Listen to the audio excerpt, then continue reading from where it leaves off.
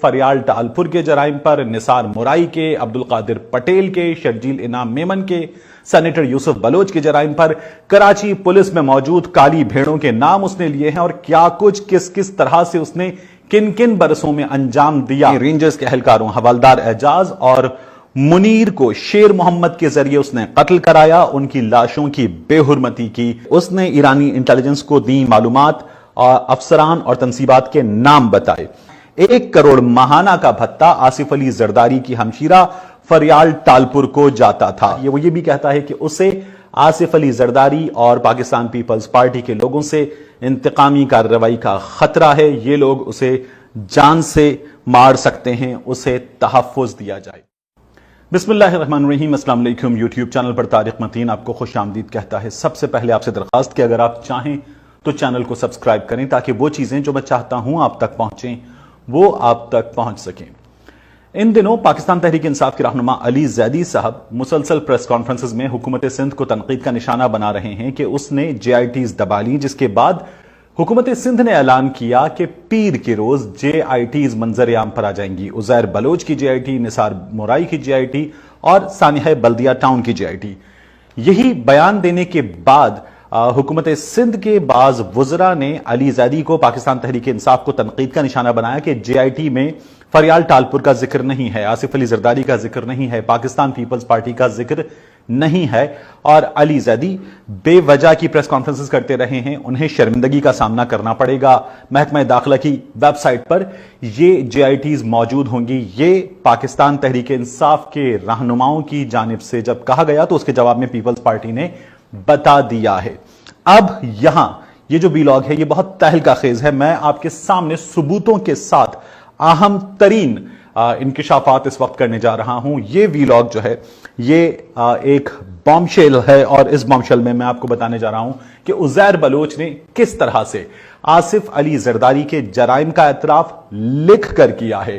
عزیر بلوچ نے ٹھپا لگایا ہے فریال ٹالپور کے جرائم پر، نثار مورائی کے، عبدالقادر پٹیل کے، شرجیل انعام میمن کے، سینیٹر یوسف بلوچ کے جرائم پر کراچی پولیس میں موجود کالی بھیڑوں کے نام اس نے لیے ہیں اور کیا کچھ کس طرح سے اس نے کن کن برسوں میں انجام دیا، اس نے کس طرح سے پولیس والوں کو، رینجرز والوں کو نشانہ بنایا اور کس بے دردی سے مارا ہے، اس نے اپنے مخالف گروہوں کے ساتھ کیا کیا، یہ سب کچھ عزیر بلوچ نے بتایا اور میں تمام ثبوت آپ کے سامنے رکھنے جا رہا ہوں۔ عزیر بلوچ کا تحریری بیان، عزیر بلوچ کا 164 کا بیان، یہاں یہ بات سمجھ لیجئے کہ جے آئی ٹی اور 164 کے بیان میں فرق یہ ہے کہ جے آئی ٹی تفتیش ہے، جے آئی ٹی میں جو کچھ سامنے آیا ہے اس کی اہمیت تو بہت زیادہ ہے لیکن اس کی کوئی لیگل سٹینڈنگ نہیں ہے، لیکن یہ جو 164 کا بیان ہے یہ میجسٹریٹ کے سامنے بیان ہے، اس بیان سے کسی بھی مجرم کا مکرنا تقریباً ناممکن ہے۔ عزیر بلوچ اپنے 164 کے بیان میں جو 10 صفحات پر مشتمل ہے، اور میں یہ تمام 10 صفحات آپ کے سامنے رکھنے جا رہا ہوں، آپ کے حوالے یہ تمام ثبوت کر دوں گا میں۔ عزیر بلوچ یہ کہتا ہے اپنے اس 164 کے بیان میں کہ سال 2003 میں وہ رحمان ڈکیت کے گینگ میں شامل ہوا۔ اس کا یہ بھی کہنا ہے پیج 1 اس کے 164 کے بیان کا کہ وہ اور اس کا خاندان شروع سے پیپلز پارٹی کا حمایتی تھا۔ جب وہ جیل گیا، جیل میں سپرنٹینڈنٹ نصرت منگن اور فیصل رضا آبدی، پہلا نام پاکستان پیپلز پارٹی کا سامنے آتا ہے، ان کے کہنے پر پیپلز پارٹی کے کارکنوں کا وہ ذمہ دار بنا۔ اس کا یہ کہنا ہے پیج 1 پر ہی کہ رحمان ڈکیت جب پولیس مقابلے میں مارا گیا تو عزیر بلوچ نے لیاری گینگ وار کی سربراہی سنبھال لی، پیپلز امن کمیٹی کے نام سے مسلح گروپ بنایا۔ یہ وہ گروپ ہے جس کا ذوالفقار مرزا بڑے فخر کے ساتھ سینہ چوڑا کر کے نام لیتے تھے اور بتاتے تھے کہ انہوں نے اسلحے کے لائسنسز دیے ہیں اور کس لیے دیے ہیں، یہ بھی وہ دعویٰ کرتے تھے۔ پیپلز امن کمیٹی کا یہ شخص چیئرمین بن گیا۔ عزیر بلوچ بتاتا ہے کہ 2008 سے 2014 تک اس نے اسلحہ خریدا۔ یہ اسلحہ اس نے خریدا لالا توکل سے، سلیم پٹھان سے، نصیب پٹھان سے، اور یہ اسلحہ خریدا گیا کوئٹہ اور پشین سے، اور جلسوں میں سے استعمال کیا گیا اور ہڑتالوں کی کامیابی کے لیے یہ اسلحہ استعمال کیا گیا۔ یہ ہے عزیر بلوچ کے 164 کے بیان کا پیج 1۔ پیج 2 عزیر بلوچ کہتا ہے کہ اس نے لیاری میں جوئے کے اڈوں کی سرپرستی کی، پولیس افسر اپنی مرضی کے لگوائے، بھتہ وصول کرنے کے لیے اس نے مختلف گروہ بنائے، بھتہ وصول کیا۔ آگے جا کر یہ بھی ثبوت آئے گا، میں آپ کے سامنے رکھوں گا کہ فریال ٹالپور कितना भत्ता लेती थीं। फिर उसने अपने साथियों के नाम बताए हैं पेज 2 पर कि कौन कौन उसके साथ शामिल था। सोहेल डाडा है इनमें, शाहिद, रेहान, एहसान, शिराज कॉमरेड, जब्बार, लंगड़ा वगैरह। पेज 2 पर ही उजैर बलोच बताता है कि इन कामों में इंस्पेक्टर यूसुफ बलोच, इंस्पेक्टर चांद खान, इंस्पेक्टर जावेद बलोच शामिल थे और जुल्फिकार मिर्जा, अब्दुल कादिर पटेल, सेनेटर यूसुफ बलोच के जरिए उसने इंस्पेक्टर इम्तियाज, इंस्पेक्टर बाबर, आबिद तनोली, इनकी तैनातियां भी करवाई। एक शख्स जो एक मुसल्लह गिरोह का सरबराह है, वो सियासतदानों से मिलकर पुलिस अफसरों की भी तैनातियां करवा रहा है और वो ये ठप्पा लगाकर मैजिस्ट्रेट को दे रहा है। पेज 3 पर वो बताता है कि बाबा लाडला वगैरह के साथ और दीगर साथियों के साथ मिलकर उसने जहांगीर लासी को मारा था। पेज 4 उसके इस एतराफी बयान का, इकबाली बयान का, वो ये कहता है कि पुलिस इंस्पेक्टर्स जावेद बलोच, चांद खान और अपने साथियों के साथ मिलकर उसने अरशद पप्पू और उसके भाई यासिर इरफान और साथी शेरा पठान को अगवा किया। इसके लिए उसने पुलिस मोबाइल इस्तेमाल की।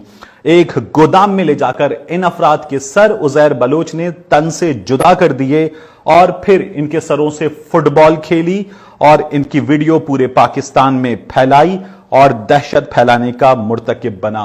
पेज 5 पर उजैर बलोच अपने इकबाली बयान में बताता है कि पुलिस मुकाबले जो हुए उनकी तफसील क्या है। पेज 6 पर उजैर बलोच कहता है कि साल 2013 में रेंजर्स के एहलकारों हवलदार एजाज और मुनीर को शेर मोहम्मद के जरिए उसने कत्ल कराया। उनकी लाशों की बेहुरमती की।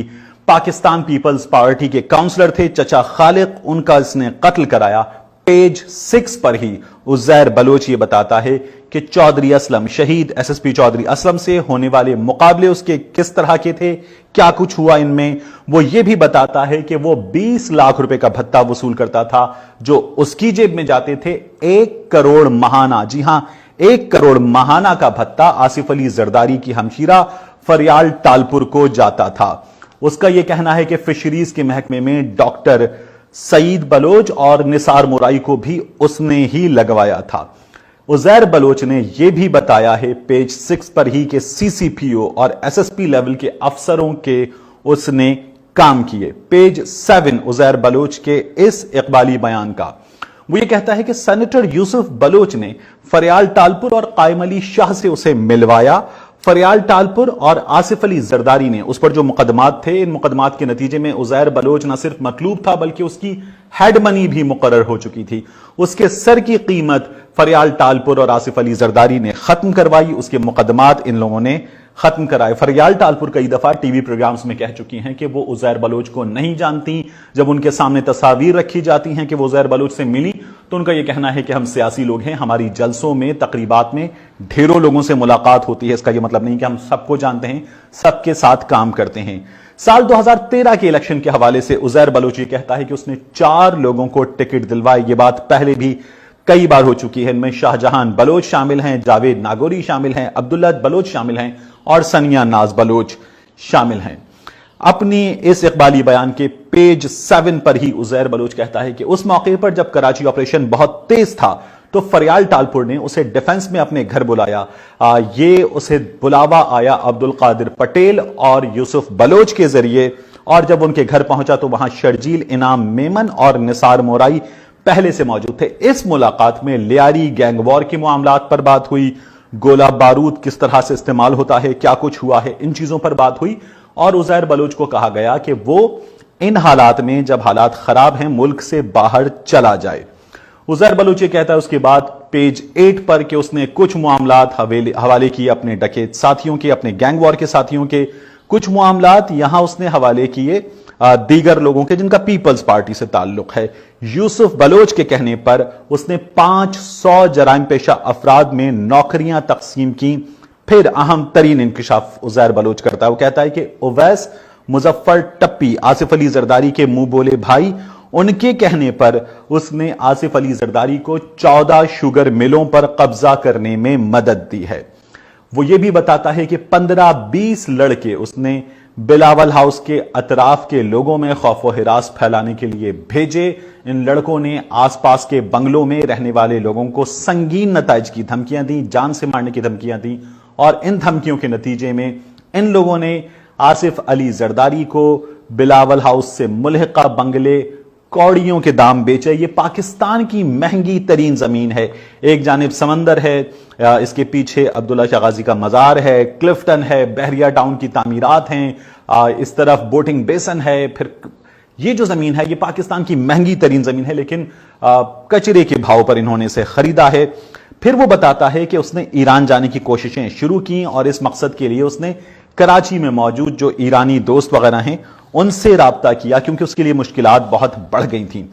پیج 9 پر اپنے اس اقبالی بیان کے عزیر بلوچ کہتا ہے کہ اس نے ناصر بلوچ ایرانی ایجنٹ ہے اس سے رابطہ کیا. یہ ایرانی ایجنٹ اسے ایران لے کر چلا گیا, اسے بارڈر کراس کروایا گیا اور ایران میں اس کی ملاقات کروائی گئی ایرانی انٹیلیجنس کے لوگوں سے.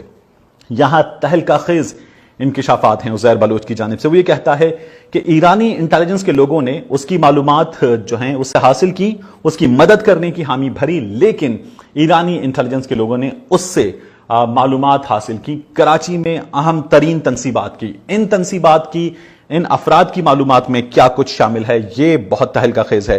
عزیر بلوچ یہ کہتا ہے کہ اس نے ایرانی انٹیلیجنس کو دی معلومات, افسران اور تنصیبات کے نام بتائے, اس نے ان کے پتے بتائے. ان میں کراچی میں پاک فوج کے اعلیٰ ترین افسران ہیں, رینجرز کے اعلیٰ ترین افسران ہیں اور پاک فوج کی اور رینجرز کی اہم ترین تنصیبات ہیں. اس نے نہ صرف ان کے نام بتائے, ان کے پتے دیے. عزیر بلوچ کا یہ کہنا ہے کہ ایرانی انٹیلیجنس کو اس نے نقشے بھی دیے. ان میں کور ہیڈ کوارٹر کا نقشہ اس نے دیا, کور کمانڈر کی رہائش گاہ کا اس نے نقشہ دیا, نیول ہیڈ کوارٹر کراچی کا اس نے نقشہ دیا, اور یہاں پر موجود اہلکاروں کی تعداد کس وقت کس طرح سے ہوتی ہے, کتنی بڑی تعداد میں یہاں پر موجود ہوتے ہیں. اور وہ یہ بھی بتاتا ہے کہ ان کی حفاظت پر معمور جو ڈیوٹیز ہیں وہ کس وقت کس طرح سے ہیں اور ان کی تعداد کتنی ہوتی ہے اہم ترین ذمہ داریوں پر. اور ساتھ ہی اس نے مزید معلومات جو کوئٹہ میں افواج پاکستان کی تنصیبات ہیں اور افسران ہیں ان کے حوالے سے مزید معلومات اپنے ساتھیوں سے لے کر ایرانی انٹیلیجنس کو فراہم کرنے کا وعدہ بھی کیا. عزیر بلوچ پیج 9 پر یہ بتاتا ہے کہ ایرانی انٹیلیجنس کی جانب سے اس سے کہا گیا کہ وہ دبئی میں رہے, وہاں اس کے لیے کام کرنا آسان ہوگا. پھر آتا ہے ناظرین اس اعترافی بیان کا 164 کے اعترافی بیان کا آخری پیج 10. یہ بہت اہم ہے. عزیر بلوچ اس اختتامی پیج پر کہتا ہے کہ اس نے تمام تر معلومات فراہم کر دی ہیں, اس نے تمام کچا چٹھا کھول دیا ہے اور اسے یہ خدشہ ہے کہ اس سے مروایا جا سکتا ہے, اس کی جان کو خطرہ ہے, پولیس کے ذریعے اسے مروایا جا سکتا ہے. نہ صرف اسے مروایا جا سکتا ہے بلکہ اس کے خاندان کے لوگوں کو بھی مروایا جا سکتا ہے, اس کو تحفظ فراہم کیا جائے. وہ یہ بھی کہتا ہے کہ اس نے کراچی میں کچرا کنڈی میں, غالباً یہ فیڈرل بی ایریا کا علاقہ ہے, یہاں کس طرح سے اسلحہ گولہ بارود چھپایا تھا, اس کی بھی تفصیلات رینجرز کو دی ہیں. اس کی جان کو خطرہ ہے اور اسے رینجرز کا تحفظ چاہیے. جن کی زندگیاں اس نے لی ہیں, جن کی لاشوں کی اس نے بے حرمتی کرنے کا اعتراف کیا ہے, ان رینجرز اہلکاروں کی عزیر بلوچ کے مطابق اسے تحویل میں حفاظت محسوس ہوتی ہے اور اسے ان کی ذمہ داری چاہیے, ان کی حفاظت چاہیے. وہ یہ بھی کہتا ہے کہ اسے آصف علی زرداری اور پاکستان پیپلز پارٹی کے لوگوں سے انتقامی کارروائی کا خطرہ ہے, یہ لوگ اسے جان سے مار سکتے ہیں, اسے تحفظ دیا جائے. عزیر بلوچ کی جو جے آئی ٹی ہے, اس جے آئی ٹی میں ممکن ہے کہ یہ نام نہ ہوں, اس جے آئی ٹی میں جو تفصیلات ہیں وہ جے آئی ٹی تمام کی تمام میرے پاس موجود ہے. آپ کے پاس جو جے آئی ٹی منگل کے روز وزارت داخلہ کی ویب سائٹ پر آئے گی, اس میں ممکن ہے کہ آپ کو جو اس کی سافٹ کاپی ہے وہ جس فارم میں ملے وہ ایک پی ڈی ایف فارمیٹ ہو سکتا ہے, لیکن میرے پاس اس کی وہ کاپی موجود ہے اور میں آپ کو دکھا بھی رہا ہوں کہ جس میں صفحات پر یہ جے آئی ٹی ہے, جس پر مہریں لگی ہوئی ہیں. جو جے آئی ٹی ویب سائٹ پر ہے وہ ابھی کس فارم میں آتی ہے ہمیں نہیں پتا, لیکن میں اس جے آئی ٹی پر جہاں مہریں لگی ہوئی ہیں اس جے آئی ٹی میں عزیر بلوچ نے کے بارے میں کیا کچھ معلومات ہیں, کتنے پیسے حاصل کیے گئے, گینگسٹر تھا, گینگز کیا تھے, اس کے ساتھی کون کون تھے, یہ معلومات اس میں موجود ہیں. یہ معلومات بہت اہم ہیں اور یہ جو ہے پاکستان پیپلز پارٹی کے اس جے آئی ٹی کے حوالے سے مختلف دعوے ہیں, لیکن یہ جو 164 کا بیان ہے یہ وہ بیان ہے جو اہم ترین ہے, جس میں پاکستان پیپلز پارٹی کے بڑوں کے نام ہیں, ان کے جرائم کی تفصیل ہے. سارا کچا چٹھا اس نے کھول کر رکھ دیا ہے اور اب وہ یہ کہتا ہے کہ اسے انہی لوگوں سے جن کے لیے اس نے تمام زندگی کام کیے ہیں, بڑی فلمی کہانی ہے, ان سے اس کی جان کو خطرہ ہے اور اسے رینجرز کا تحفظ چاہیے. ملتے ہیں آپ سے اگلے ویلاگ میں.